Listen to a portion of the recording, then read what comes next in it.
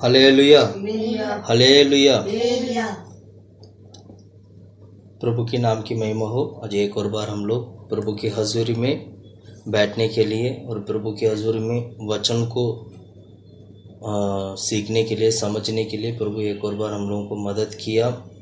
आज के संडे की आराधना को प्रभु आशीष किया। मैं धन्यवाद करता हूँ। अभी वचन के द्वारा भी प्रभु हम सभी से बात करें। हालेलुया। पवित्र आत्मा अगुवाई करना चाहिए, पवित्र आत्मा सिखाना चाहिए। आइए आज का हमारा ध्यान के लिए याकूब का किताब 2 अध्याय 26वां वचन हम पढ़ेंगे। याकूब का किताब 2 अध्याय 26वां वचन। अतः जैसे देह आत्मा बिना मरी हुई है, वैसा ही विश्वास भी कर्म बिना मरा हुआ है। प्रार्थना करते हैं। हालेलुया, आमीन। परमेश्वर हालेलुया, तारीफ करते, प्रार्थना करते, महिमा करते खुदा प्रभु यीशु के नाम से। आमीन। परमेश्वर हालेलुया, दिया गया इस वचन के लिए प्रार्थना करते परमेश्वर। वचन के द्वारा खुदा परमेश्वर आमीन प्रभु सच्चाई को सीखने के लिए मदद करे खुदा परमेश्वर। जितना भी भाई बहन लोग जो वचन को सुनते हैं, आवाज़ सुनते हैं खुदा प्रभु, सभी का हृदय में खुदा परमेश्वर हालेलुया पवित्र आत्मा कार्य करे खुदा प्रभु हालेलुया। पवित्र आत्मा सिखाए खुदा परमेश्वर हालेलुया। सभी लोग खुदा प्रभु उस स्वर्गराज के उस वेद को समझने के लिए, सीखने के लिए उनके मन की आंखों को खोल दे खुदा परमेश्वर। हम तारीफ करते, प्रार्थना करते प्रभु। आज की प्रार्थना में खुदा परमेश्वर आप हमें सिखाए प्रभु हाल, जो हमें नहीं आता प्रभु आप हमें प्रभु सिखाए खुदा प्रभु हालेलुया। हम नहीं खुदा परमेश्वर, आप बात करें खुदा प्रभु हालेलुया। प्रार्थना करते, महिमा करते, आपकी इच्छा खुदा परमेश्वर वचन के द्वारा हमारे कलीसिया में, परिवार में आपकी इच्छा पूरा होने पाए। यीशु के नाम से मांगते हैं खुदा प्रभु। आइए हम दोबारा पढ़ते हैं याकूब की किताब 2 अध्याय 26वां वचन दोबारा पढ़ेंगे। अतः जैसे देह आत्मा बिना मरी हुई है, देह आत्मा बिना मरी हुई है, वैसा ही विश्वास भी कर्म बिना मरा हुआ है। वैसा भी विश्वास के बिना कर्म भी मरा हुआ है। हालेलुया। यहाँ पर हम एक विश्वास के बिना कर्म मरा हुआ करके हम एक शब्द पढ़ते हैं। उससे पहले हम पढ़ते हैं देह जो है आत्मा के बिना, जो देह जो है मरा हुआ करके हम पढ़ते हैं। Hallelujah, hallelujah, hallelujah. आज मैं कुछ मेरा प्रचार का टॉपिक ये है कि विश्वास कर्म बिना मरा हुआ है। विश्वास कर्म बिना मरा, मतलब विश्वास क्या है? कर्म की बहर अगर हम विश्वास करते हैं तो हमारा विश्वास भी मरा हुआ है। Hallelujah, hallelujah. आज इस बात को हम सीखेंगे कि कैसे हमारा विश्वास कर्म के बिना मर जाता है और क्यों मरता है, मरने का कारण क्या है। अगर हम विश्वास करते हैं तो विश्वास के साथ कर्म भी करना जरूरी है। कर्म नहीं है तो हमारा विश्वास मरा हुआ हालत में चले जाएगा। यानी कहने का मतलब faith without works is dead. बिना कर्म का विश्वास मरा हुआ रहेगा। Hallelujah, hallelujah.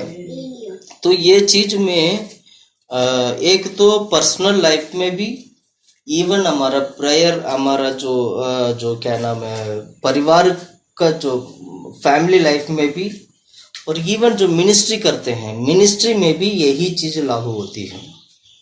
हमें सीखना चाहिए कि केवल विश्वास से हम परमेश्वर की उन्नति को नहीं पा सकते हैं।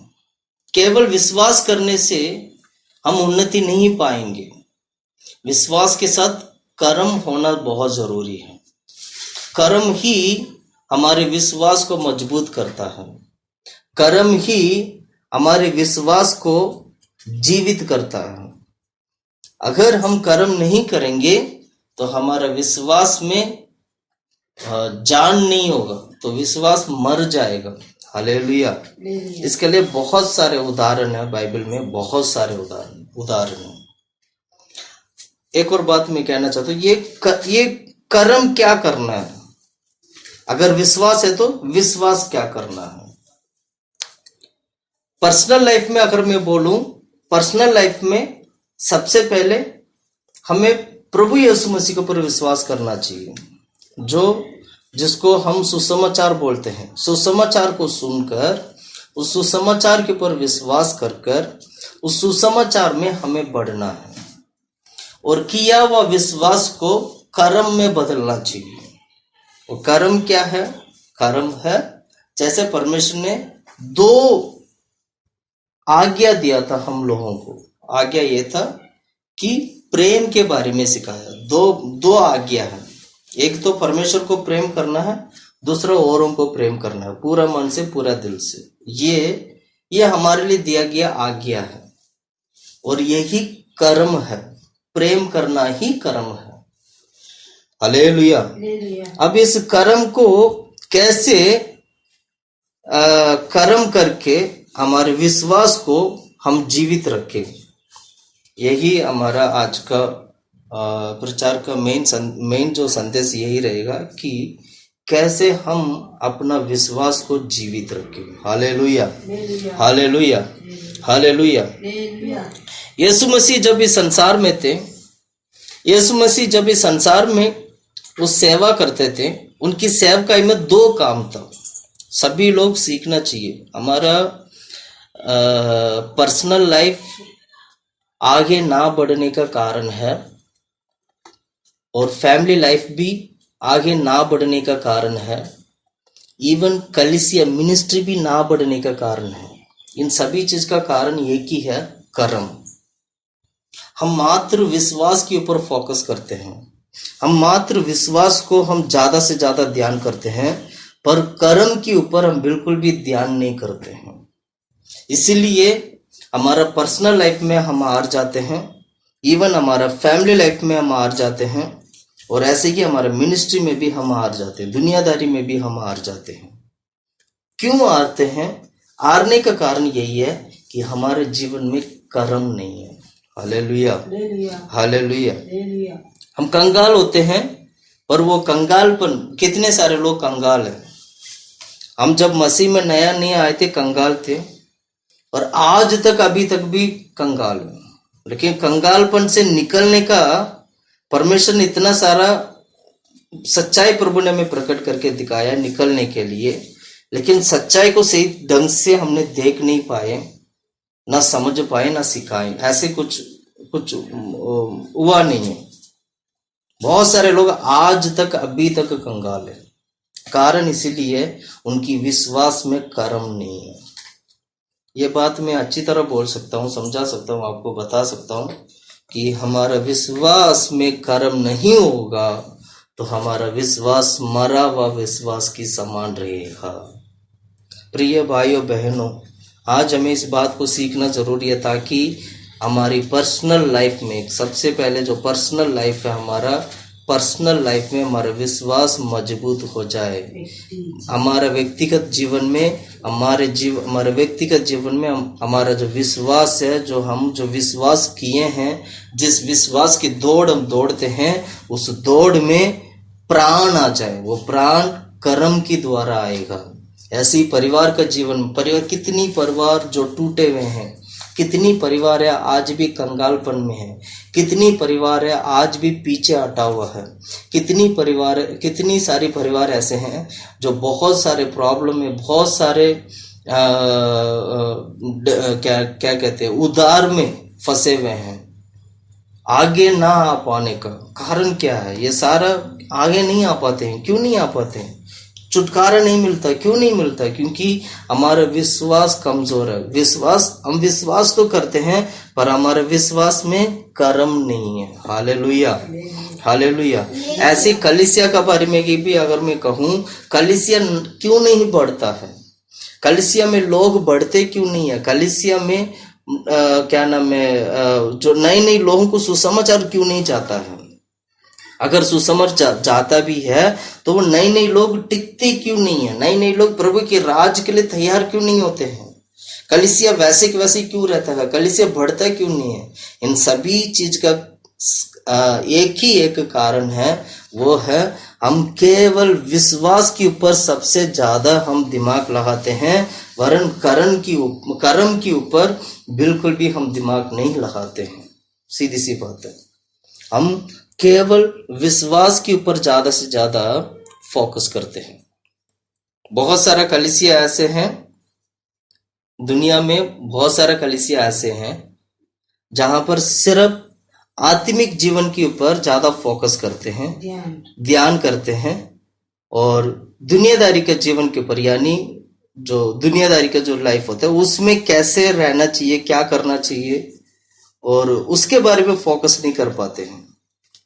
स्पिरिचुअलिटी के ऊपर, आत्मिक रीति के ऊपर ज्यादा ध्यान देते हैं। मैं इन सभी चीजों का आज की वचन के द्वारा हम सीखेंगे कि हम हमारा विश्वास को कैसे मजबूत करें। Hallelujah, hallelujah. सबसे पहले सेवकाई को मैं दो तरीके से मैं बांटूंगा। एक है सुसमाचार सुनाना, जिसको हम स्पिरिचुअलिटी बोलते हैं। सुसमाचार को सुनाना है, सुसमाचार को सुनना है, सुसमाचार के अनुसार चलना है। इसको बोलते हैं विश्वास का जीवन। विश्वास की दौड़, बाइबल में लिखा है विश्वास की दौड़ में हमें धीरज के साथ दौड़ना है ना, ये एक स्पिरिचुअलिटी है। दूसरा है विश्वास के साथ कर्म। एक तरफ हमारे, चाहे वो सेवकाई हो, चाहे वो परिवार हो, चाहे हमारा पर्सनल लाइफ हो, एक तरफ स्पिरिचुअलिटी बढ़ना चाहिए, आत्मिक जीवन बढ़ना चाहिए। दूसरी तरफ सोशल लाइफ हमारा बेहतर होना चाहिए। सोशल लाइफ मतलब अगर मैं बोलूं तो क्या कहते हैं, कर्म, हमारे काम अच्छा होना चाहिए। हमारे कर्म अच्छा होगा तो हमारा स्पिरिचुअल लाइफ यानी हमारे आत्मिक जीवन में जीवन आएगा। ध्यान से सुनिए, आप लोग इस बात को अच्छी तरह सुनना चाहिए, सीखना चाहिए। यह हमारे जीवन का बहुत ही एक महत्वपूर्ण एक बात है जो हमें बाइबल सिखाती है। ये मैं जो भी बोल रहा हूं ये बाइबल से मैं बोल रहा हूं, मैं अपने मन से कुछ भी नहीं बोल रहा हूं। इसलिए कृपया करके आप लोग सुनिएगा, सीखिएगा इस वचन को, क्योंकि यीशु का उदाहरण है। यीशु मसीह ने भी ऐसा ही जीवन बिताया, और उनका पर्सनल, यीशु मसीह का अपना पर्सनल लाइफ भी बहुत अच्छा था। उनका जो उनके साथ जो संग, जितना भी जो उनका जो फैमिली थे वो अच्छा था, उनका सेवकाई अच्छा था, सब कुछ अच्छा था। माता पिता के साथ भी वो यीशु मसीह अच्छे थे। मैं ये सारे बातें मैं ये क्यों कह रहा हूं, क्योंकि यीशु ने हमारे लिए एक बहुत ही एक अच्छा एग्जाम्पल है। जो यीशु मसीह का जीवन से हम बहुत कुछ सीख सकते हैं। इसलिए वचन को सही तरीके से हमें सीखना जरूरी है। अब सबसे पहले हम स्पिरिचुअलिटी के बारे में देखेंगे, देन उसके बाद हम देखेंगे सोशल लाइफ के बारे में। ये दोनों एक साथ होकर जाता है। स्पिरिचुअलिटी अगर जीवित रहना है तो हमारा सोशल लाइफ भी बहुत अच्छा रहना चाहिए। मैं दोबारा बोलता हूं, हमारा आत्मिक जीवन अच्छा रहना है, जीवित रहना है, तो हमारी जो सामाजिक जो जीवन भी अच्छा होना चाहिए। सामाजिक जीवन में कोई स्पिरिचुअलिटी नहीं होते हैं, सामाजिक का जीवन में मात्र कर्म होते हैं। लेकिन आत्मिक जीवन में, आत्मिक पूरा जो है यीशु मसीह के बारे में है, कलीसिया के बारे में है, स्वर्गराज के बारे में है, और सच्चाई के बारे में है। जो हम इन सभी वचनों को सही तरीके से सीखेंगे तो हम आगे बढ़ेंगे और प्रभु की राज के लिए तैयार होंगे, और हमारा विश्वास कभी मरा हुआ विश्वास नहीं रहेगा। Hallelujah, hallelujah, hallelujah. मैं एक वचन पढ़ाना चाहता हूँ, पहला पतरस की किताब 2 अध्याय, पहला पतरस की किताब 2 अध्याय 4 से लेके 12 तक पढ़ेंगे। उसके पास आकर जिसे मनुष्य ने तो निकम्मा ठहराया, जिससे मनुष्य ने तो निकम्मा ठहराया, परंतु परमेश्वर के निकट चुना हुआ और बहुमूल्य जीवित पत्थर है। परमेश्वर के निमित्त चुना हुआ और जीवित पत्थर है। और आगे पढ़ो। तुम भी आप जीवित पत्थरों के समान हाँ। आत्मिक घर बनते जाते हो। आत्मिक घर बनते जा, आत्मिक घर का मतलब यहाँ पर कलीसिया को दिखाती है।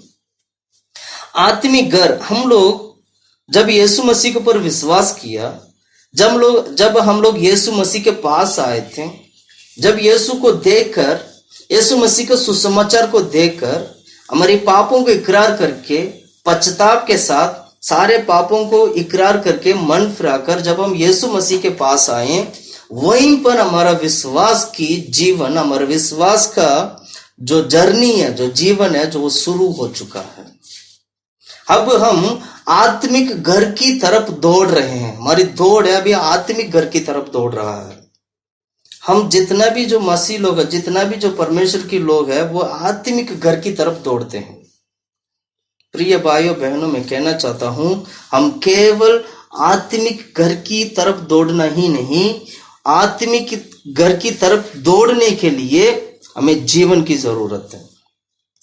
आत्मिक घर की तरफ दौड़ने के लिए, जैसे यीशु मसीह ने क्या किया था, पिता की इच्छा को पूरा करने के लिए संसार की रीति के अनुसार परमेश्वर यीशु मसीह ने क्या किया था, वो अपना सेवकाई पूरा किया, जिससे कि पिता परमेश्वर की इच्छा संसार में पूरा हो सके। हमें समझना चाहिए, हमें इस बात को सीखना चाहिए, हमारी दौड़ स्वर्गराज की ओर है, पर हमारी जीविका धरती में है। हमें इस बात को सीखना है, हमारी जीविका धरती में, हमें धरती में रहकर, धरती में जीवन बिता के संसार को छोड़कर प्रभु की ओर जाना है। यह है जीविका, यही है लाइफ, जो यीशु ने भी हमें ये सिखा के गए हैं। यीशु ने भी हमें इस सच्चाई को हमें प्रकट करके दिखाया है। यीशु मसीह ने, यहाँ पर हम बाइबल में क्या पढ़ते हैं, हम आत्मिक घर की तरफ, हम आत्मिक घर की तरफ हम दौड़ते हैं, यानी हमारी घर जो है आत्मिक घर बनता है। क्योंकि हम पहले अंधकार में थे, पहले हम क्या नाम है, मरे हुए व्यक्ति थे, लेकिन जब से विश्वास हमारा जीवन में आया, यानी सबसे यीशु मसीह हमारा जीवन में आया, हमारा विश्वास में जान आ गया है, हमारा विश्वास अभी जीवित हो गया है। अब उस जीवित हुआ जो विश्वास को यीशु मसीह के द्वारा जो जीवित हुए हैं आज हम लोग, अब उसको, वो जीवित को लगातार बना के रखना है।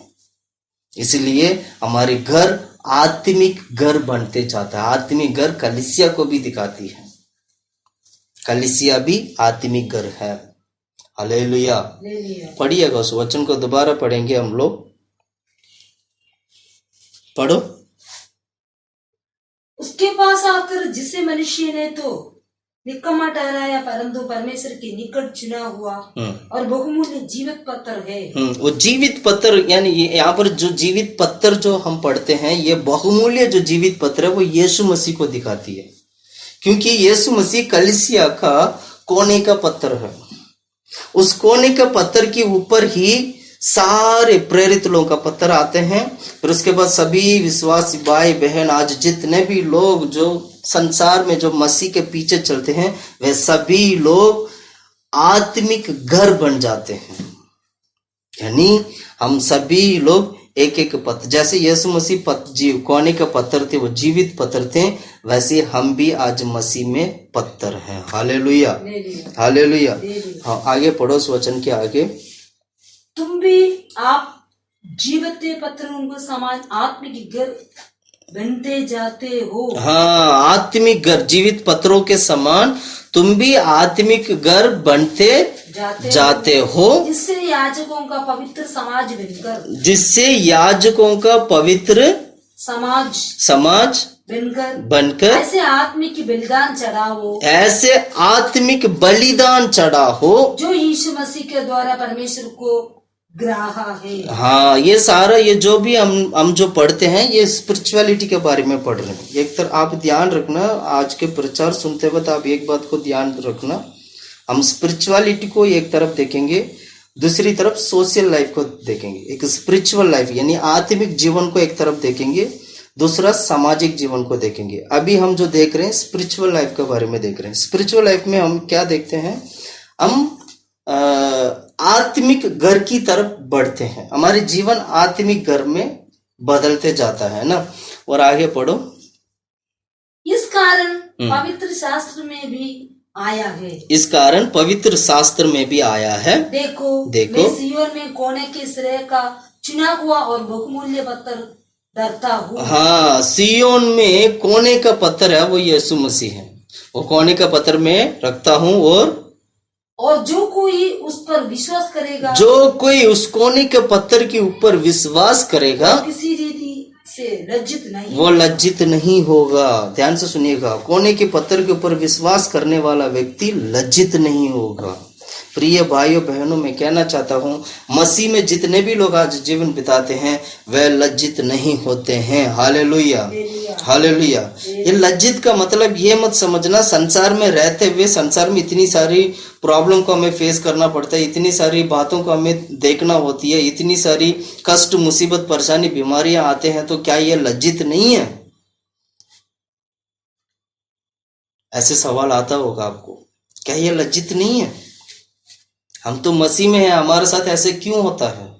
प्रिय भाइयों बहनों, मैं कहना चाहता हूँ, दोबारा मैं इस बात को मैं दोहराना चाहता हूँ और बताना चाहता हूँ, संसार में जो भी आप परिश्रम उठाते हैं, संसार में जो भी यीशु के नाम से जो लज्जित को जो पाते हैं, यीशु के नाम से जो अपमान जो होता है, उसकी चिंता मत करिए, क्योंकि यहाँ जो लज्जित की जो बात लिखा गया है, ये आनंद काल की लज्जित की बात है, मात्र यहीं पर खत्म होने वाला लज्जित की बात नहीं है, यहीं पर खत्म होने वाला अपमान की बात नहीं है।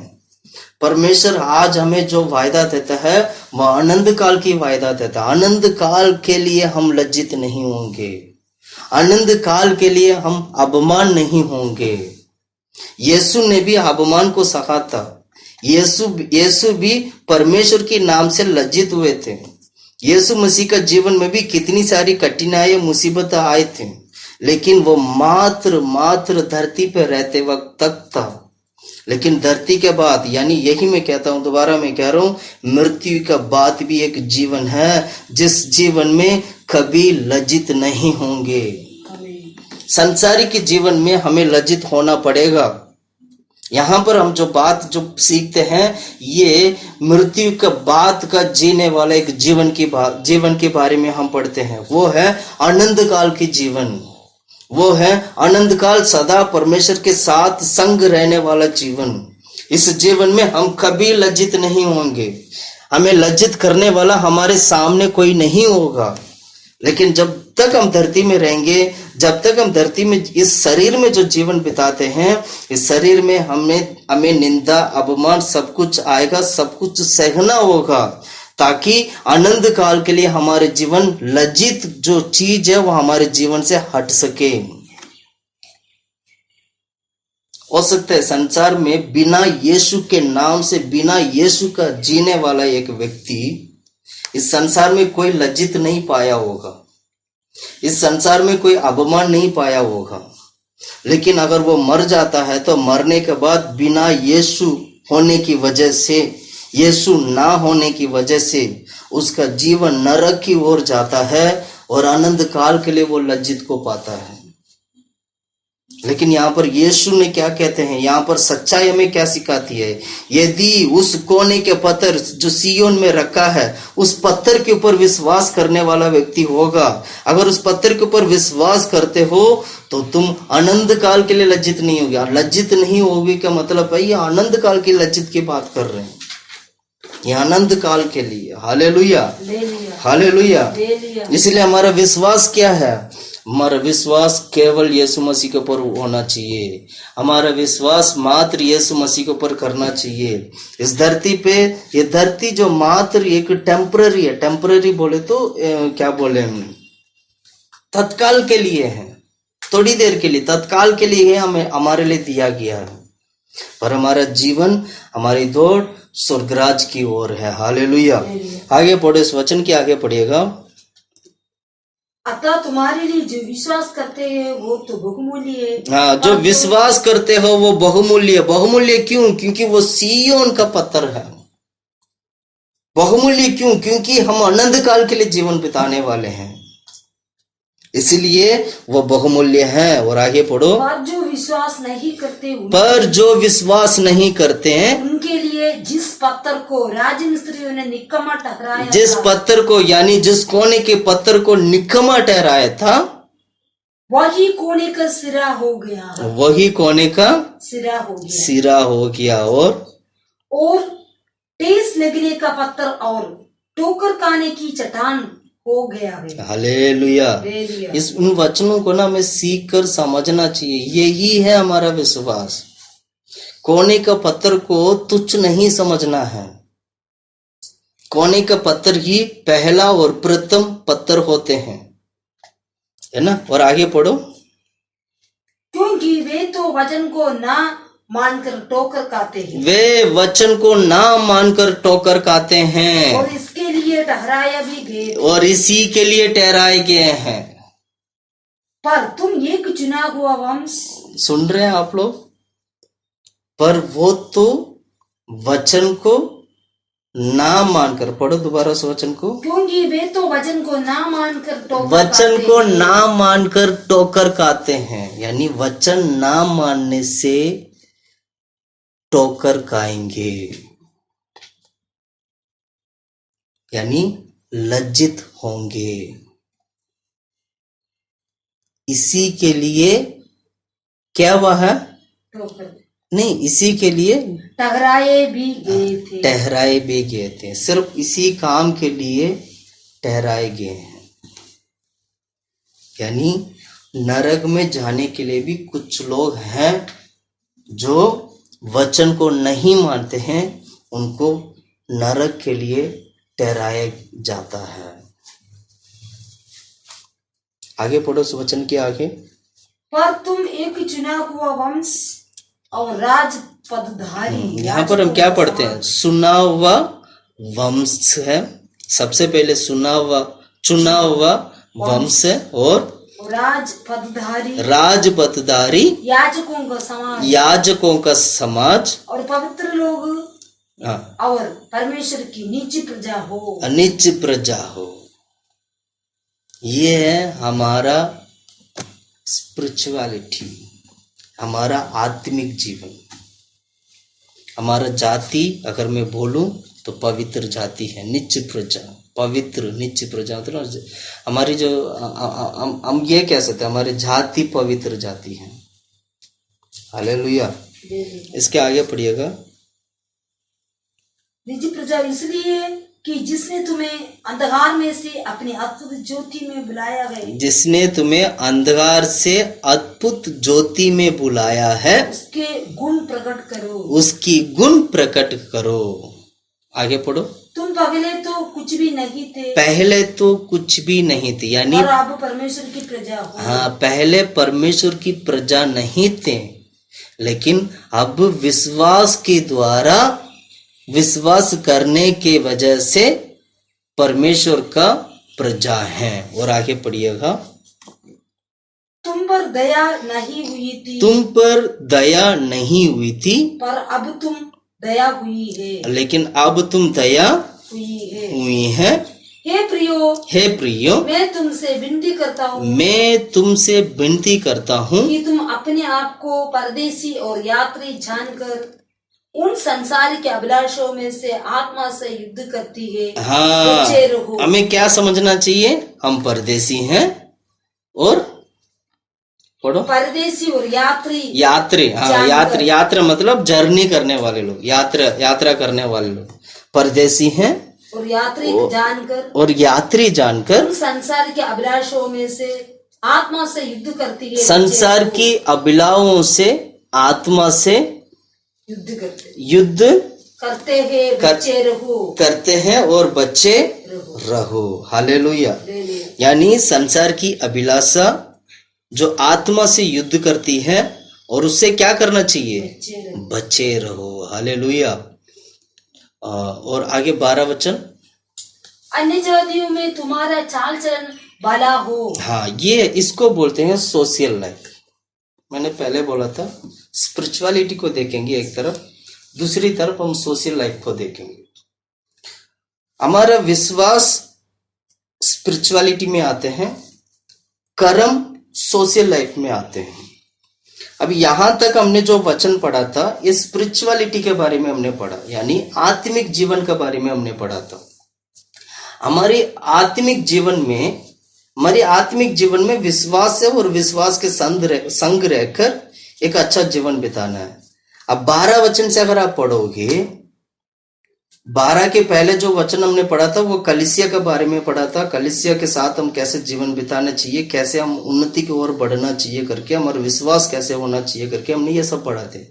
लेकिन जब आप 12 वचन से जब आप पढ़ते हो तो यहाँ पर हम सीखते हैं हमारा जीवन का दूसरी तरफ, जिसको सोशल लाइफ बोल सकते हो, सामाजिक जीवन। अगर मैं इसको दोनों को मैं ऐसे भी बोल सकता हूँ, एक तरफ स्पिरिचुअल लाइफ में, आत्मिक जीवन में विश्वास है, सामाजिक जीवन में कर्म है। अब 12 वचन पढ़ते हैं। अब इस 12 वचन को कर्म की नजर से हम देखेंगे, सोशल लाइफ की नजर से हम देखेंगे। पढ़िएगा 12। अन्य जातियों में तुम्हारा चाल चलन भला हो। अन्य जाति में तुम्हारा चाल चलन भला हो, क्योंकि तुम स्पिरिचुअल हो, इसीलिए अन्य जाति के बीच में तुम्हारा चाल चलन भला हो। अब देखो, एक तरफ हमारा आत्मिक जीवन है, तो इसीलिए आत्मिक जीवन के अनुसार सामाजिक जीवन कैसे होना चाहिए। तो सबसे पहले दिखाते हैं अन्य जाति पढ़ो 12 वचन। अन्य जातियों में तुम्हारा चाल चलन भला हो। तुम्हारी चाल चलन भला हो। भला मतलब क्या? उनके लिए भला हो, इसको बोलते क्रिया, कर्म करना। अन्य जाति के बीच में कर्म करना, जिससे कि तुम्हारी आत्मिक जीवन का विश्वास जीवित हो जाए। पढ़ो, आगे पढ़ो। ताकि जिन जिन बातों में वे तुम्हें कुकर्म जानकर ताकि जिन जिन बातों में तुम्हें कुकर्म मतलब गंदे अधर्म करने वाले करके जो जानते थे, पढ़ो, जानकर बदनाम करते हैं वे तुम्हारे भले कामों मतलब कर्म, भले कर्मों को देखकर उन्हीं के कारण कृपा दृष्टि के दिन परमेश्वर की महिमा करें। उन्हीं के कारण कृपा दृष्टि करके प्रभु की महिमा करें। हालेलुया। इसको बोलते के सुसमाचार। असली सेवकाई तो यही है। केवल पास्टर्स लोग सेवा नहीं करते हैं, भूल जाइए आप। बहुत सारे लोग सोचते हैं सेवा मतलब सिर्फ पास्टर्स लोग करते हैं। नहीं, मैं कहूंगा सेवा मतलब पूरा कलीसिया करते हैं। कैसे करते हैं? पूरा कलीसिया आत्मिक जीवन में बढ़ते हैं, और साथ में दूसरी तरफ अन्य जाति के बीच में उनकी भला काम होता है, जिससे कि उनकी कुकर्म सारा भलाई में बदल जाता है, जिसमें प्रभु की महिमा होती है। यहाँ पर हम सुसमाचार सुनाने की जरूरत नहीं है किसी को। हमारी भला कामों को देखकर वह अपने आप यीशु मसीह के ऊपर विश्वास करेंगे। हमारी भला काम नहीं होगा हमारे जीवन में, तो समझ लीजिएगा हमारे आत्मिक जीवन में भी क्या नहीं है, हमारा विश्वास मरा हुआ रहेगा। कलीसिया क्यों नहीं बढ़ते हैं? क्योंकि कलीसिया क्या कहते हैं, सामाजिक कार्य नहीं करते हैं। कलीसिया मात्र क्या कहते हैं, आत्मिक कामों में ज्यादा फोकस करते हैं। बहुत सारा कलीसिया ऐसे हैं सिर्फ आत्मिक चीजों के ऊपर ज्यादा फोकस करते हैं। लेकिन वचन क्या सिखाती है?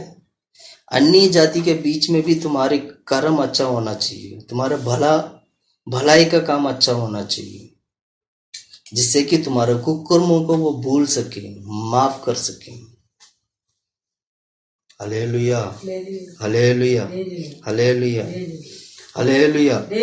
तो अभी हमने क्या पढ़ा था?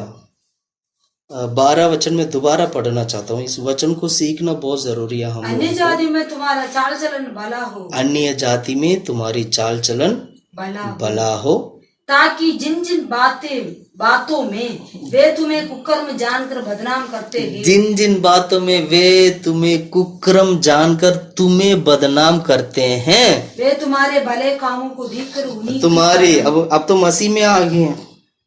मसीह में आने का मतलब क्या? भला काम करने वाले। मसीह का मतलब क्या? दूसरों को प्रेम करने वाले। मसीह का मतलब क्या? दूसरों को भला करना, प्रेम करना, दूसरों का आदर करना, माफ करना। अन्य जाति लोगों के बीच में यीशु मसीह का सुसमाचार सुनाने के लिए हमारे जीवन काफी है, हमारे लफ्ज की जरूरत भी नहीं है। और यीशु ने यही किया है। इसलिए यीशु मसीह के पीछे हजारों लोग, लाखों लोग उसके पीछे हमेशा जाते थे। आज भी यीशु के पीछे इसलिए हैं क्योंकि यीशु ने भले काम किया है। केवल पहाड़ पे बैठ के केवल यीशु मसीह ने सुसमाचार नहीं सुनाया, सुसमाचार के साथ उनकी जरूरतों को भी पूरा किया। उनके बीच ने यीशु मसीह अच्छे भले काम भी किया ताकि उसका सुसमाचार जीवित हो सके, ताकि प्रभु यीशु मसीह का सुसमाचार, प्रभु यीशु मसीह का सच्चाई जीवित हो सके। ये होते हैं सेवकाई। आज हमारा सेवा क्यों नहीं बढ़ते हैं? क्योंकि हम मात्र सुसमाचार सुनाते हैं। हम मात्र सुसमाचार सुनाते हैं, बाइबल स्टडी लेते हैं, गहरे गहरे सच्चाई लोगों को बताते हैं। That's it. यहीं पर हमारा सेवकाई खत्म हो जाती है। प्रिय भाइयों बहनों, मैं कहना चाहता हूँ हमारी सेवा यहाँ पर नहीं, यहीं से शुरू होती है। केवल सुसमाचार सुनाना हमारी सेवकाई नहीं है, औरों को मदद करना हमारी सेवकाई है। केवल सच्चाई को बताना हमारा सेवाई नहीं है, औरों की जरूरतों को पूरा करना हमारी सेवकाई है। इसको बोलते हैं भला की काम करना। हम भला की काम करेंगे, सेवा भी करेंगे, सुसमाचार भी सुनाएंगे, भला भी करेंगे, तो समझ लीजिएगा आपकी सेवा इतना बढ़ेगा, आपकी परिवार इतना बढ़ेगा। परिवार भी कंगाल क्यों होते हैं? क्योंकि परिवार औरों को मदद नहीं करते हैं। परिवार की लोग औरों को मदद नहीं करते हैं। परिवार की लोग औरों को जरूरतों को भी देखते नहीं है। आसपास जो होते हैं उन लोगों को भी क्या नहीं करते हैं? देखते नहीं है। उससे क्या हो जाते हैं? हमारे जीवन में बहुत सारे, परमेश्वर एक तरफ न्याय करने वाले नहीं है, वो दोनों तरफ न्याय करने वाला है। हमें इस वचन को सीखना चाहिए, समझना चाहिए। सही तरीके से सेवा करने के लिए, सही तरीके से एक परिवार की जीवन बिताने के लिए, सही तरीके से एक व्यक्तिगत जीवन बिताने के लिए आपका जीवन मात्र सच्चाई नहीं, सच्चाई के साथ अन्य जाति लोगों के बीच में आपकी भलाई का काम भी होना चाहिए। इसको बोलते हैं हमारे विश्वास जीवित रहना। हमारी कर्म नहीं होगा तो विश्वास मरा हुआ रहेगा। अब मैं उस बात को भी मैं थोड़ा सा सिखाना चाहता हूँ जिससे कि आप लोगों को और भी वचन अच्छी तरीके से समझ में आ सके, है ना। याकूब की किताब 2 अध्याय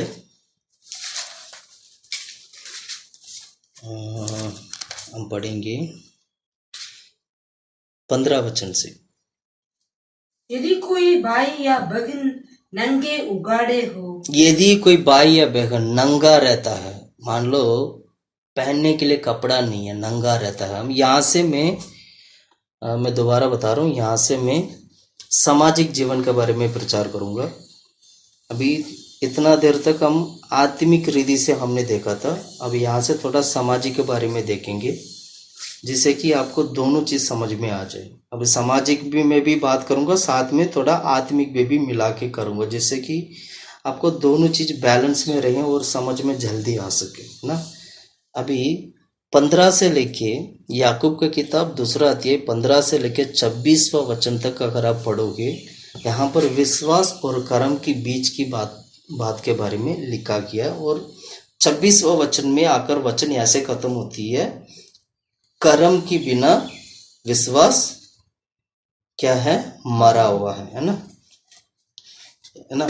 अब हम पढ़ेंगे 15 से लेकर 26 तक पढ़ेंगे, एक एक करके हम पढ़ते जाते हैं। 15 वचन पढ़िएगा। यदि कोई भाई या बहन नंगे उगाड़े हो, हाँ ध्यान से सुनिएगा। यदि कोई भाई या बहन नंगा मतलब नंगा रहता है, नंगा रहता है, उसके पास कपड़े नहीं है, पहनने के लिए कपड़ा नहीं है, समझ लीजिएगा, पहनने के लिए कपड़ा नहीं है, नंगा रहता है तो और उन्हें प्रतिदिन भोजन की घटी हो, और प्रतिदिन भोजन का भी घटी हो, और तुम में से कोई उनसे कहे कुशल से जाओ, तुम गर्म रहो और तृप्त रहो।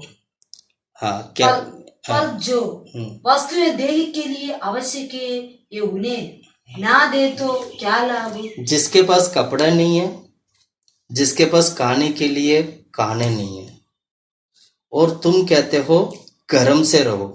मान लो ठंडा मौसम में लोगों के पास कपड़ा नहीं है और उसको देकर आप कहते हैं तुम बहुत अच्छा गर्म रहो, बल्कि उसके पास कपड़ा ही नहीं है। और उसको कहते हो तुम तृप्त रहो, बल्कि उसके पास खाने के लिए कुछ भी नहीं है। अगर ऐसे बोलोगे तो उसका क्या लाभ है? जिसके पास कपड़े नहीं है, जिसके पास खाने के लिए खाना नहीं है, भोजन नहीं है, और उसके देकर और आप कहते हैं कि भाई तुम अच्छी तरह गर्म सा रहो, मतलब अच्छा गर्म सा रहो। ठंडा मौसम में, मान लेते ठंडा मौसम है तो गर्म सा रहो। गर्म सा रहने के लिए क्या करना पड़ेगा? कपड़ा पहनना पड़ेगा। और तृप्त रहो, तृप्त का मतलब क्या? कहाँ फिक्र तृप्त रहना। लेकिन उसके पास क्या है? खाने नहीं है, कपड़ा नहीं है, वो तो खाएगा कहाँ, पहनेगा कहाँ? अगर ऐसे कहते हैं तो उसका लाभ क्या है? इसी वचन में आगे पढ़िएगा, आगे पढ़ो। वरन कोई कह सकता है तुझे विश्वास है मैं कर्म करता हूँ, तो अपने विश्वास मुझे कर्म बिना तो दिखा, और मैं अपना विश्वास अपने कर्मों के द्वारा तुझे दिखाऊंगा। देखो देखो देखो क्या लिखा है, दोबारा पढ़ो, दोबारा वरन कोई कह सकता है, क्या कोई अगर कह सकता है, पढ़ो। वैसे ही विश्वास भी यदि कर्म का सहित ना हो तो विश्वास अपने भी स्वभाव भरा हुआ है। विश्वास वैसे ही विश्वास भी यदि कर्म रहित ना हो तो, हाँ, विश्वास भी कर्म रहित ना हो तो अपने स्वभाव में मरा हुआ है, अपनी स्वभाव में वो मरा हुआ है। वरन कोई कह सकता है, वरन कोई ही कह सकता है, मुझे विश्वास है और मैं कर्म करता हूँ, और तुझे विश्वास है और कर्म करता हूँ, तू अपने विश्वास मुझे कर्म बिना तो दिखा, और अपनी विश्वास कर्म बिना दिखा, और मैं अपने विश्वास अपने कर्मों को द्वारा तुझे दिखाऊंगा, अपना विश्वास कर्मों की द्वारा तुझे दिखाऊंगा। हालेलुया। 20वां वचन पढ़ो। पर ये निकम्मे मनुष्य, पर ये निकम्म मनुष्य, इंसान को देखकर कहते हैं, मतलब इंसान निकम्मे है। पर ये निकम्म मनुष्य, क्या तू ये भी नहीं जानता कि, क्या तू ये नहीं जानता, ये भी नहीं जानता है कि कर्म बिना विश्वास व्यर्थ है। कर्म बिना विश्वास व्यर्थ है। निकम्मे इंसान को देखकर कहते हैं। आज बहुत सारे मसीह भाई लोग बहन लोग हैं, केवल विश्वास करते हैं पर उनकी कर्म नहीं है।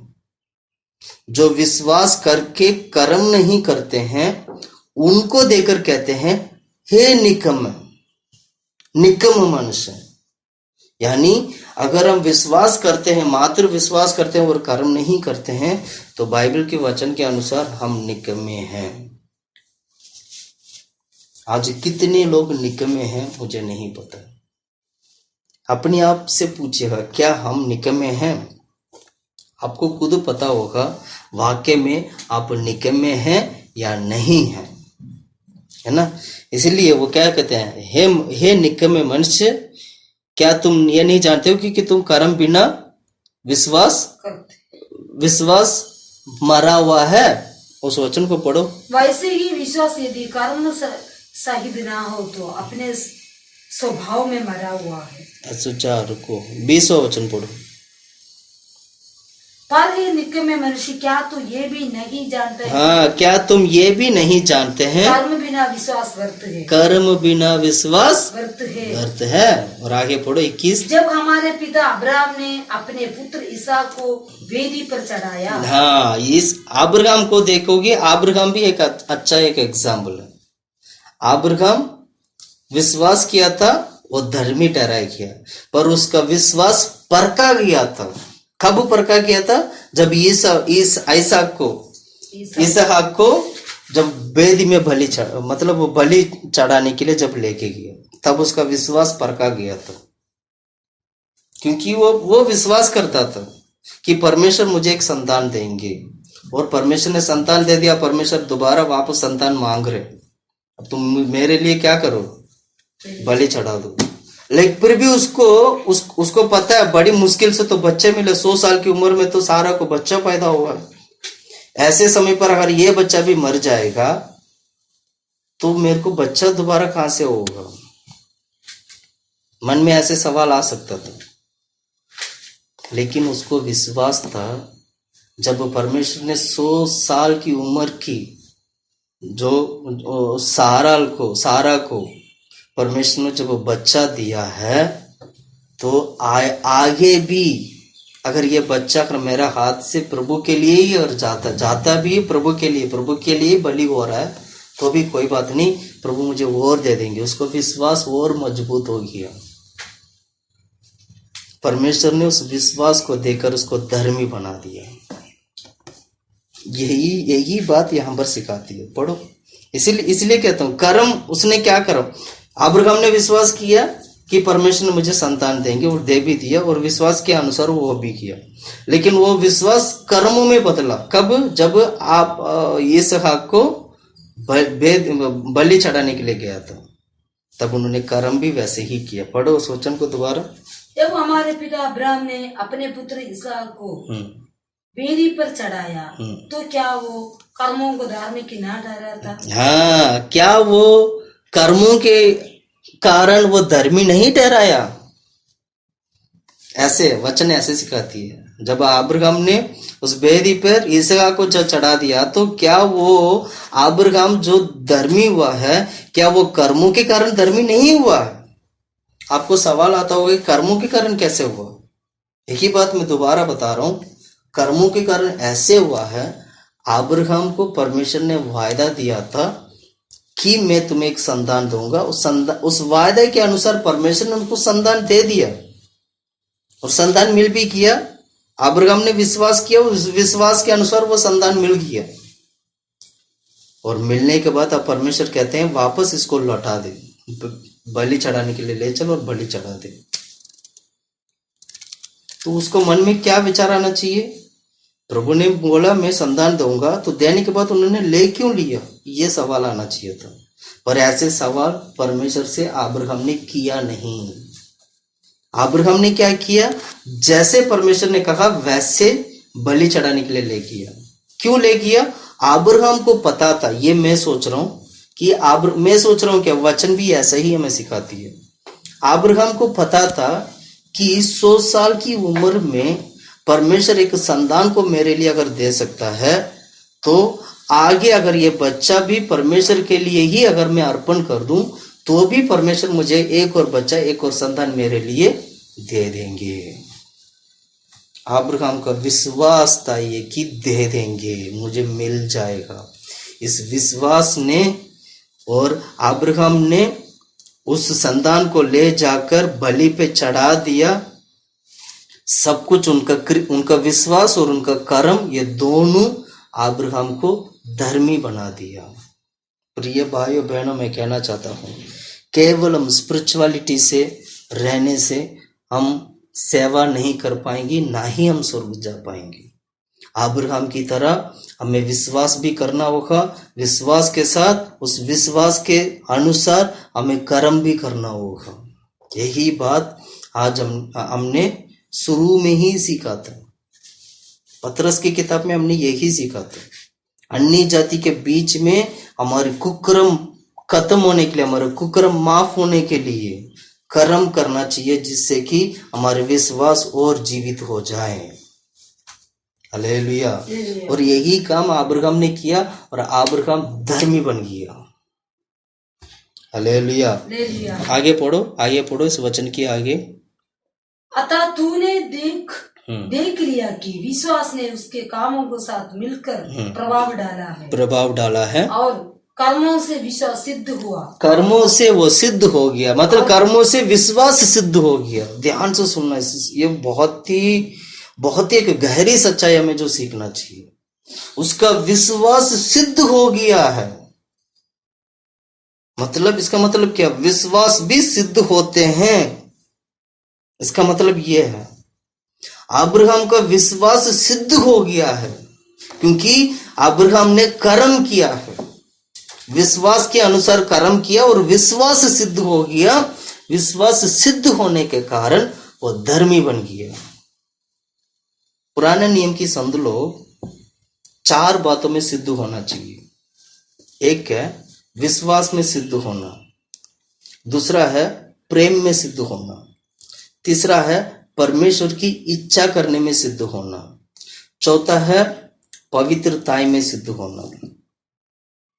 पुराने नियम की संत लोगों को इन चारों में से कोई भी एक चीज में सिद्ध होने से काफी है, वो धर्मी बन जाएगा। ध्यान से सुनिएगा आप लोग। पुराने नियम की संत लोगों को चाहे विश्वास में, चाहे पवित्रताई में, चाहे प्रेम में, चाहे परमेश्वर की इच्छा करने में, इन चारों में से कोई भी एक चीज में सिद्ध होने से काफी है, वो धर्मी बन सकता है। पर नया नियम की संत लोगों के साथ ऐसा नहीं है। नया नियम के संत लोगों को विश्वास में भी सिद्ध होना चाहिए, पवित्रताई में भी सिद्ध होना चाहिए, प्रेम में भी सिद्ध होना चाहिए, परमेश्वर की इच्छा करने में भी सिद्ध होना चाहिए। पुराने नियम की संत लोगों को थोड़ा ध्यान से देखोगे, जैसे अब्राहम को देखोगे, अब्राहम विश्वास के पिता करके माना गया क्योंकि वो विश्वास में सिद्ध था, वो है ना। लेकिन बाकी चीजों में देखोगे, बाकी चीजों से ज्यादा केवल विश्वास में बहुत अच्छा सिद्ध था। और ऐसे कि दाऊद को देखोगे, दाऊद परमेश्वर की इच्छा करने में सिद्ध था, वो बाकी कामों में नहीं है, लेकिन परमेश्वर की इच्छा करने में। इसलिए परमेश्वर खुद दाऊद के बारे में गवाही देते हैं, मेरे मन के अनुसार दाऊद ने काम किया है। यानी परमेश्वर की इच्छा करने में दाऊद सिद्ध था, सिद्ध हुआ। कहने का मतलब पुराने नियम की संत लोग इन चारों चीज में से कोई भी एक चीज में सिद्ध होने से काफी है, वो धर्मी बन सकता है। पर नया नियम की संत लोगों के साथ ऐसे नहीं है। नया नियम की संत लोग विश्वास में भी सिद्ध होना चाहिए, पवित्रताई में भी सिद्ध होना चाहिए, परमेश्वर की मतलब प्रेम में भी सिद्ध होना चाहिए, और परमेश्वर की इच्छा करने में भी सिद्ध होना चाहिए। आज हम नया नियम की कलीसिया की लोग हैं। मैं दोबारा बता रहा हूं, आज हम नया नियम की कलीसिया की लोग हैं। इसलिए हम लोग चारों चीज में सिद्ध होना जरूरी है। अब वचन में क्या पढ़ते हैं? अब्राहम ने विश्वास किया और उस विश्वास को कर्मों में बदला, और इसलिए वह धर्मी ठहरा गया। और धर्मी इसलिए बना गया क्योंकि उसने विश्वास को कर्मों में बदला था, और विश्वास सिद्ध हो गया, और इसलिए वो धर्मी बन गया। है ना? आगे पढ़ो, उस वचन को पढ़ते हुए जाओ। 13 वचन, 22वां वचन से 22। अतः तूने देख लिया कि विश्वास ने उसके कामों को साथ मिलकर प्रभाव डाला। विश्वास कामों के साथ मिलकर प्रभाव डाला, और कर्मों से विश्वास सिद्ध हुआ। हाँ, कर्मों से विश्वास सिद्ध हो, मतलब कर्म के कारण विश्वास सिद्ध हो गया, और पवित्र शास्त्र का ये वचन पूरा हुआ। और पवित्र शास्त्र का ये वचन भी पूरा हुआ। और आगे पढ़ो। अब्राहम ने परमेश्वर का विश्वास किया और ये उसके लिए धर्म गिन गया। हाँ, इसलिए धर्मी मतलब धर्म करके गिन गया, मतलब माना गया, उसको धर्मीय करके माना गया है। हालेलुया। अब्राहम हमारा पूर्व पिता है। अब्राहम को माना गया है कि वो विश्वास का पिता है ना। आगे पढ़ो। आगे एक और व्यक्ति का बारे में भी लिखा है, और वो परमेश्वर का मित्र कहलाया। हाँ, और ये अब्राहम को देखो, परमेश्वर का मित्र भी ठहराया गया है। और आगे पढ़ो। इस प्रकार तुमने देख लिया कि मनुष्य केवल विश्वास से ही नहीं वरन कर्मों से भी धर्मी ठहरता है। कर्मों से भी धर्मी ठहरता। केवल विश्वास करने से धर्मी नहीं बनेंगे। विश्वास कर्मों में जब तक नहीं बदलेगा और वो विश्वास कर्मों के कारण सिद्ध नहीं होगा तो हम धर्मी नहीं बन पाएंगे। Very simple. आगे पढ़िएगा। राघव के बारे में, राघव का 25वां वचन में, राघव वेश्या भी जब उसने दूतों के अपने घर में उतारा और दूसरे मार्ग में विदा किया। तो क्या कर्मों से धार्मिक नाटगरी, कर्मों से धार्मिक, ये राघव का बारे में भी अब बाइबल में पढ़ना। मेरा पास समय नहीं है, मैं इसलिए इसको इतना एक्सप्लेन नहीं कर पाऊंगा, क्योंकि समय ना होने के कारण मुझे बहुत सारी चीजें और आगे देखना है।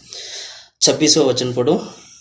अतः जैसे देह आत्मा बिना मरी हुई, देह आत्मा बिना, जैसे देह आत्मा बिना मरे हुए हैं वैसे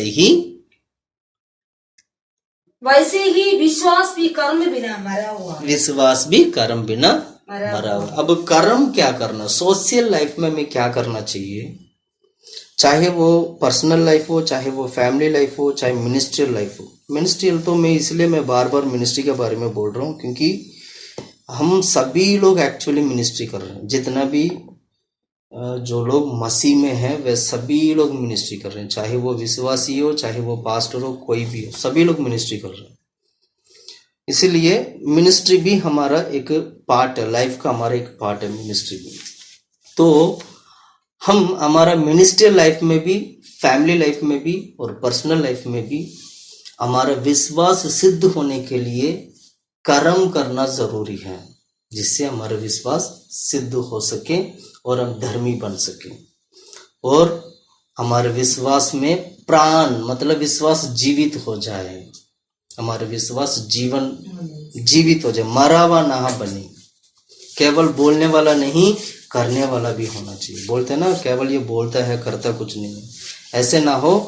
हम बोलने वाला नहीं, उसके अनुसार करने वाला भी बने। तो समाज का जो जीवन है ना, वो बहुत ही जरूरी, एक स्पिरिचुअलिटी के साथ, मतलब आत्मिक जीवन के साथ सामाजिक जीवन बहुत जरूरी है। इसलिए सामाजिक कामों को भी हम लोगों को करना चाहिए, ताकि अन्य जाति लोग जब हम लोगों को देखकर, हमारी कुकर्मों को देखकर, यानी हमने जो किया हुआ कुकर्मों को देखकर वो माफ कर सके, और कुकर्मों को, सारे कुकर्मों को माफ करके वो ये कहें कि ये कितना भलाई का काम करते हैं। क्रिश्चियनिटी का मतलब यही है कि भलाई का काम करने वाले, क्योंकि उनका विश्वास व्यर्थ ना जाए इसलिए भलाई का काम करते हैं। बहुत सारे जो मसीह लोग क्या करते हैं, उनकी विश्वास कहीं व्यर्थ ना चले जाए, उनके विश्वास कहीं मर ना जाए, इसलिए औरों को मदद करते हैं। भलाई का काम करना, समाज में भलाई का काम करना, और यही काम यीशु ने किया है। अगर कलीसिया भी स्पिरिचुअलिटी के साथ, कलीसिया भी आत्मिक उन्नति के लिए जैसे मेहनत करते हैं, वैसे ही सामाजिक उन्नति के लिए भी, परिवारों के लिए भी, मदद करने के लिए भी अगर कलीसिया मेहनत करेगा, तो कलीसिया की विश्वास मरा हुआ विश्वास नहीं रहेगा। कलीसिया की जो दौड़ है वो अधूरा नहीं होगा, कलीसिया की दौड़ भी पूरा होगा, क्योंकि ये समाज के साथ अन्य जाति लोगों के बीच में भी क्या करते हैं, भलाई का काम करते हैं। इसलिए उनकी सारे पुराने कुकर्मों को परमेश्वर माफ कर देते हैं, लोग माफ कर देते हैं। Hallelujah, hallelujah. पहला पतरस की किताब नहीं, रोमियो की किताब 12 अध्याय पहला वचन पढ़ते हैं। वहां हम क्या पढ़ते हैं? रोमियो की किताब 12 अध्याय पहला वचन। इसलिए भाइयों में तुमसे परमेश्वर की दया स्मरण दिलाकर मैं विनती करता हूँ कि अपने शरीर को जीवित और पवित्र और परमेश्वर को भावता हुआ बलिदान करके चढ़ाओ। पवित्र और भावता परमेश्वर की बलिदान चढ़ाओ, मतलब एक बुद्धि के साथ प्रभु की आराधना करने वाले होना चाहिए। यही तुम्हारा आत्मिक सेवा है। आत्मिक सेवा है। एक बुद्धिमान तरीके से, एक अच्छा सोचने वाला, अच्छा समझने वाला एक व्यक्ति बनकर, परमेश्वर को, सच्चाई को जानकर प्रभु की आराधना करना है, प्रभु की आराधना करना चाहिए। Hallelujah, hallelujah. एक और वचन में पढ़ाना चाहता हूँ, ताकि ये वचन सारे हम लोगों को बहुत ही एक जरूरी वचन है। इब्रानियों की किताब 13 अध्याय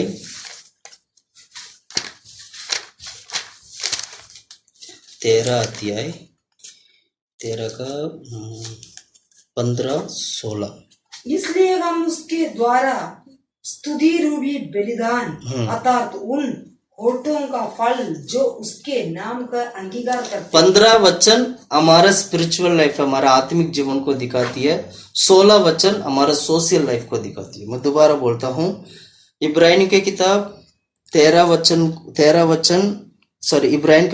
13 अध्याय में जो 15 वचन है हमारा स्पिरिचुअल यानी हमारी आत्मिक जीवन की नजर से हम उसको देख सकते हैं, और 16 वचन हमारी समाज की जीवन की नजर से हम देख सकते हैं। इस दोनों नजर से देखकर इस वचन को पढ़ना, आपको और वचन समझ में आ जाएगा। पढ़ो। इसलिए हम उन द्वारा स्तुति रूपी बलिदान अर्थात उन होठों का फल जो उसके नाम का अंगीकार करते हैं। मतलब एक तरफ हम प्रभु की आराधना करते हैं, महिमा करते हैं, स्पिरिचुअली हम ग्रोथ होते हैं, आत्मिक रीति से हम ग्रोथ होते हैं। और 16 वचन में क्या पढ़ते हैं? परमेश्वर को सर्वदा चढ़ाया करे। 16 वचन 16 भलाई करना और उदारता दिखाना भूली, क्योंकि परमेश्वर ऐसे सुझा रुको आराम से पढ़ो। 16 वचन पढ़ो। भलाई करना उदारता मतलब भलाई और भलाई हो गया, मतलब दूसरों को मदद करना, भलाई का काम करना, दूसरों को मदद करना। एक तरफ 15 वचन में हमने पढ़ा था कि हमारी आत्मिक की उन्नति के बारे में हमने पढ़ा, प्रभु की महिमा करते हैं, आराधना करते हैं, ये वो प्रभु का बलि चढ़ाते हैं, सबने पढ़ा। 16 वचन आते और भलाई के बारे में बोल रहे हैं, मतलब सोशल लाइफ के बारे में बता रहे हैं। पढ़ो 16 वचन। भलाई करना और उदारता दिखाना ना भूलो, भूलना नहीं है। यानी तुम एक तरफ प्रभु का आराधना भी करो, सब कुछ करो, साथ में समाज का भी सेवा करो, इसको नहीं भूलना। तभी कलीसिया कंगाल नहीं होगा, तभी कलीसिया में लोग बढ़ेंगे, तभी परिवार की जीवन बदलेगा, तुम्हारा विश्वास अधूरा नहीं होगा, तुम्हारा विश्वास मरा हुआ विश्वास नहीं होगा, तुम्हारा विश्वास में जीवन आएगा। क्योंकि स्पिरिचुअली आत्मिक परमेश्वर ऐसे बलिदानों से प्रसन्न होता है, ऐसे बलिदानों से प्रभु प्रसन्न होते हैं। Very clear. दोनों तरफ हमें सेवा करना है। हालेलुया। इसको बोलते हैं faith without works is dead. यानी क्या है? विश्वास कर्मों की बहर मरा हुआ रहेगा। अगर विश्वास को मरा हुआ हालत में नहीं देखना है तो उचित सेवकाई करना चाहिए, उचित परिवार की जीवन बिताना चाहिए, उचित एक व्यक्तिगत जीवन बिताना चाहिए। Hallelujah, hallelujah. तो मैं ये इसका एक अच्छा एक एग्जाम्पल मैं बताना चाहता हूँ। यीशु मसीह के बारे में बहुत एक अच्छा एक एग्जाम्पल देखेंगे। यीशु मसीह ने आत्मिक रीति से भी यीशु मसीह का जीवन अच्छा था और सामाजिक जीवन में भी यीशु मसीह का जीवन बहुत अच्छा था। तो इन सभी बातों को इतना डिटेल में तो देख नहीं पाएंगे, लेकिन मैं वचन बोलूँगा, आप लोग ज़रूर घर पे इसको पढ़ना। यीशु मसीह का जीवन कैसे था, मैं वचन बोलता हूँ, आप लोग लिख लीजिएगा, लिखते हैं तो लिख लीजिएगा। लूका की सुसमाचार अध्याय 4 का 18 और 19 वचन। लूका की सुसमाचार अध्याय 4 का 18, 19 और मत्ती के सुसमाचार अध्याय 4 का 23 वचन। मत्ती के सुसमाचार अध्याय 4 का 23 और मत्ती के सुसमाचार अध्याय 9वां अध्याय 35 से लेके 38 तक का वचन। मत्ती का सुसमाचार 9वां अध्याय 35 से लेके 38 तक का वचन और मत्ती के सुसमाचार 14 अध्याय 14 वचन। मत्ती के सुसमाचार 14 अध्याय 14 वचन और लूका की सुसमाचार अध्याय 12 अध्याय 33 वचन, 33। लूका की सुसमाचार 12 अध्याय 12 अध्याय का 33 यानी 33 वचन। इन सभी वचनों को आप घर पे पढ़िएगा। यीशु मसीह का सेवकाई में, आत्मिक सेवकाई और सामाजिक सेवकाई में भी कितना यीशु मसीह लोगों को चंगाई करते थे, कितना लोगों को परमेश्वर उद्धार करते थे, कितने लोगों को परमेश्वर शैतान की जाल से उन लोगों को छुड़ाया। परमेश्वर ने कैसे काम, कैसे प्रभु ने समाज के बीच में लोगों को सुसमाचार सुनाते सुनाते लोगों को चंगाई भी करते थे और लोगों की जरूरतों को पूरा करते थे। कई बार लोगों के पास खाने पीने के लिए कुछ नहीं होता तो उनको देते थे। वो प्रभु कैसे किया उन लोगों को बीच में। ऐसे कुछ उदाहरण है जो मैंने अभी यहाँ से जो आपको बताया। ये चार पांच जो वचन है आप लोग जरूर घर पे फ्री टाइम में इसको जरूर पढ़िएगा। Hallelujah, hallelujah. इसलिए एक सोलोमन के बारे में अगर हम पढ़ेंगे, सुलेमान के बारे में जब पढ़ो, सुलेमान एक प्रोवर्ब्स में ऐसे एक वचन है सुलेमान, नीति वचन में एक वचन है, आप पढ़ते हैं वो सुलेमान क्या कहता है इसके बारे में। नीति वचन 31 अध्याय 31 का 8 और 9, 31 8 9 पढ़ो। गूंगे के लिए अपने मुंह खोल। गूंगे के लिए मतलब जो गूंगा है उसके लिए, हम गूंगे के लिए मुंह खोलना। गूंगा तो मुंह नहीं खोल सकता। सुलेमान क्या कहते हैं, गूंगा मुंह नहीं खोल सकता है, यानी गूंगा बात नहीं कर सकता। तो गूंगे के लिए तू बात कर, अपना मुंह खोल। और आगे पढ़ो। और सब अनाथों का न्याय उचित रीति से किया कर। अनादर मतलब जिनका कुछ कोई भी नहीं है, अनादर की न्याय जो है, अनादो मतलब कोई नहीं है, उनके लिए क्या करो, न्याय उचित रीति से किया कर। उचित रीति से किया करो। गूंगा के लिए मुंह बन जाना, ये है मसीह का जीवन। कितनी मसीह भाई बहनें आज गूंगा के लिए मुंह बनकर कार्य करते हैं। अनादर लोग हैं जिनका कोई भी नहीं है, उनके लिए कितने लोग आज खड़े हैं। उचित न्याय के लिए कितने लोग खड़े हैं। हमें ये सीखना जरूरी है। हालेलुया। 9वां वचन पढ़ना। अपनी मुंह खोल और धर्म से न्याय कर। अपनी मुंह खोल और धर्म से न्याय कर। और दीन दरिद्रों का न्याय कर। दीन और दरिद्रों को भी न्याय कर। न्याय कर। हालेलुया। न्याय कर का मतलब क्या, उनको तो दंड देना है, दंड वाली बात नहीं है। न्याय का मतलब यह होता है कि उन लोगों को न्याय के अनुसार जो करना चाहिए, मतलब उनका जो क्रिया जो करना चाहिए, कर्म जो करना चाहिए, वो कर्मों को कर। परमेश्वर जितना मर्जी आराधना कर लो, जितना मर्जी गीत गा लो, जितना मर्जी प्रचार कर लो, जितना मर्जी सुसमाचार सुना लो, लेकिन आपके विश्वास में कर्म नहीं है तो सब व्यर्थ है। मैं आपको इसके लिए एक वचन में पढ़ाना चाहता हूँ यशायाह की किताब से। ये वचन पढ़ने के बाद आपको समझ में आ जाएगा हमारे विश्वास का सत्य क्या होना चाहिए। यशायाह की किताब पहला अध्याय, पढ़ो सुझाव। यशायाह की किताब पहला अध्याय 10वां वचन से लेकर 17 वचन तक जरूर पढ़ना, इसको पढ़िएगा। हे सदोम की न्यायियों, यहोवा का वचन सुनो। यहोवा की वचन सुनो। हे अमोरा का प्रजा, हमारे परमेश्वर की शिक्षा पर कान लगा।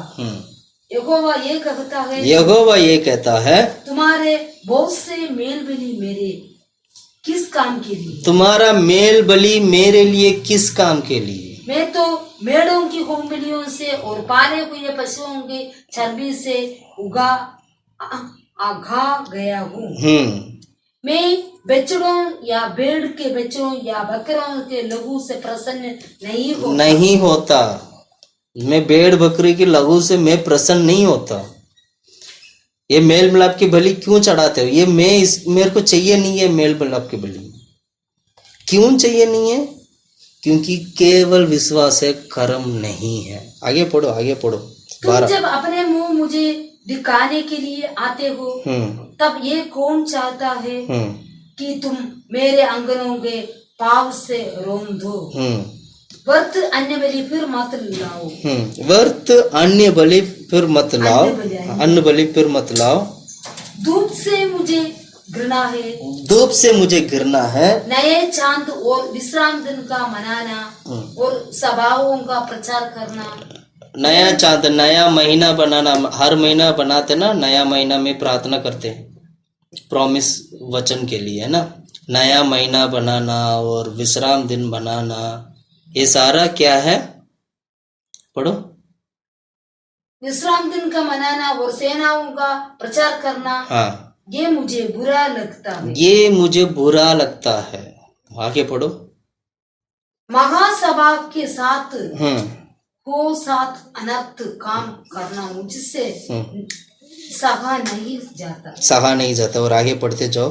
तुम्हारे नए चांद और नियत पर्वों को मानने से मैं जो से बैर रखता हूँ, वे सब मुझे बोझ जान पड़ते हैं। वो सब मुझे बोझ जान पड़ते हैं। मैं उनको सहते सहते उगता गया हूँ। उगता गया हूँ। अब मैं थक चुका हूँ, इन सभी चीजों से मैं थक चुका हूँ। और जब तुम मेरी ओर हाथ फैलाओ तब मैं तुमसे मुंह फेर लूंगा। मतलब जब प्रार्थना करेंगे तो भी मैं मुंह फेर लूंगा, तुम्हारी प्रार्थना मैं नहीं सुनूंगा। तुम कितनी भी प्रार्थना क्यों ना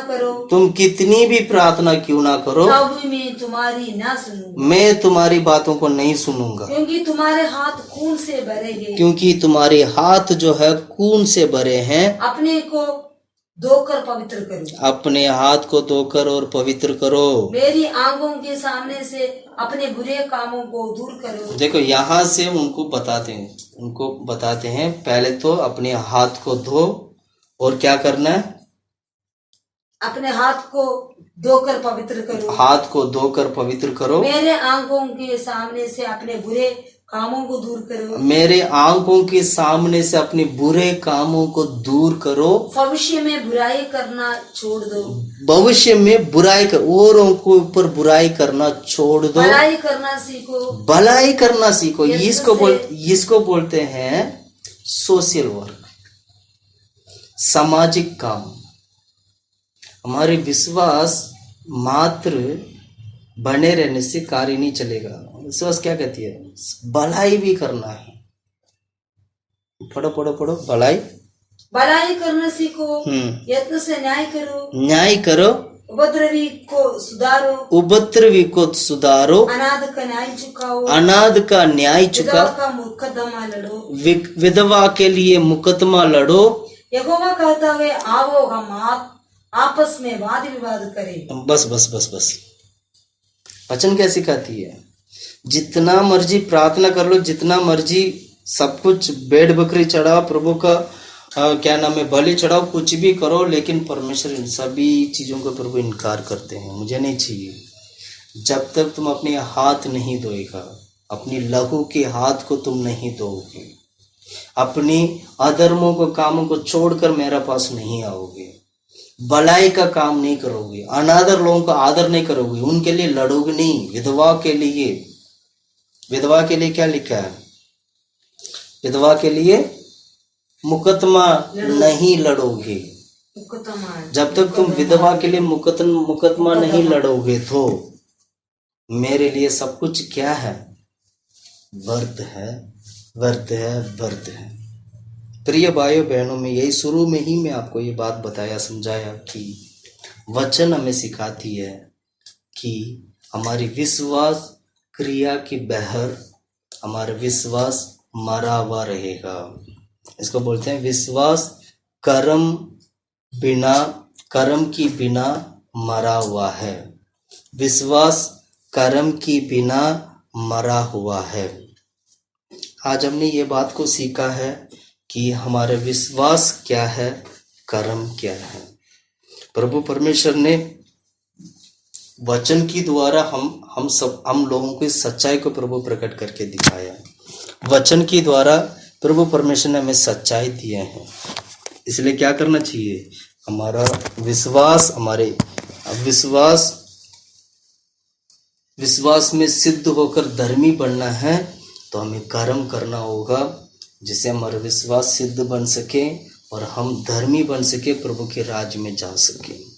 सेवा अच्छा होना है तो सेवा में भी मात्र क्या नाम है, आत्मिक रीति से आत्मिक उन्नति के लिए नहीं, उसके बदले में आत्मिक उन्नति के साथ संग सामाजिक का उन्नति के लिए भी हमें क्या करना चाहिए, प्रभु की हजूर में कार्य करना चाहिए। हालेलुया। प्रभु परमेश्वर ने जैसे यीशु ने पिता की इच्छा को भी किया है, संसार में रहते हुए संसार में भी यीशु ने क्या किया, लोगों के बीच में वो उठते थे, बैठते थे, खाते थे, पीते थे, लोगों के लिए भी सेवकाई किए थे। इसी प्रकार हमारी सेवा भी, हमारा परिवार भी, हमारा व्यक्तिगत जीवन भी ऐसा ही बढ़ना चाहिए। आइए हम सब लोग घुटने में बैठकर हम प्रार्थना करते हैं। परमेश्वर इन सभी कामों को करने के लिए पवित्र आत्मा की अगुवाई, पवित्र आत्मा की सामर्थ्य प्रभु देना चाहिए। पवित्र आत्मा हमें सिखाना चाहिए। पवित्र आत्मा इन कामों के लिए प्रभु हमें तैयार करना चाहिए। पवित्र आत्मा और उनको भलाई करने के कामों के लिए प्रभु हमें मदद करना चाहिए। आइए हम सब लोग मिलकर हम प्रार्थना करते हैं यीशु के नाम से। हालेलुया, आमीन। परमेश्वर हालेलुया। तारीफ करते प्रभु, तारीफ करते प्रभु, तारीफ करते प्रभु, तारीफ करते प्रभु, तारीफ करते प्रभु, तारीफ करते प्रभु।